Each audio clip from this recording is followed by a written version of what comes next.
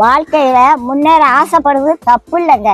எதையாவது பண்ணி எப்படியாவது முன்னேறிடணும் அப்படின்னு நினைக்க கூடாது. அப்படி நினைச்சா ஏதாவது சிக்கல்ல மாட்டிக்கிடுவோம். கடவுள் உங்களை ஏத்த வேலையில உயர்த்த வருங்க. சில பேரு எப்படியாவது காசு பணத்தை சம்பாதிச்சிடணும், அப்பதான் வயசான காலத்துல நிம்மதியா உட்கார்ந்து சாப்பிடலாம்னு நினைப்பாங்க.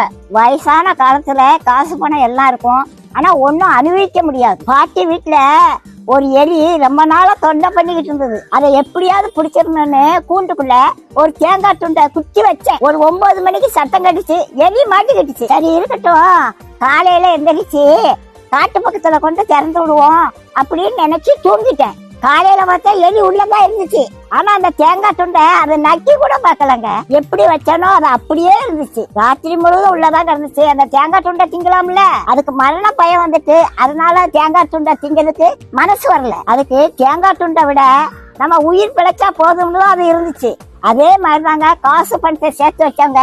கடைசி காலத்துல ஒன்னையும் அனுபவிக்க மாட்டாங்க. லட்டை பார்த்த உடனே வாயில எச்சி வரும், ஆனா டாக்டர் சொன்னது ஞாபகத்துக்கு வரும், லட்டை தின்றாத சுகர் ஏறி போயிரும் அப்படின்னு சொல்லியிருக்காங்க. ஆசைப்பட்ட ஒரு லட்டை திங்க முடியல, காசு பணம் இருந்து என்ன செய்ய? கடவுளோட ஆசீர்வாதம் இருந்துச்சுன்னா கடைசி வரைக்கும் நல்லா சாப்பிடலாங்க.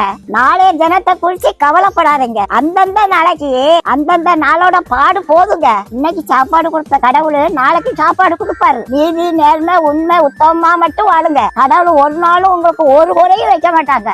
நம்ம எப்படி சம்பாதிக்கோங்கிறத கடவுள் பார்த்துக்கிட்டே இருக்காருங்க.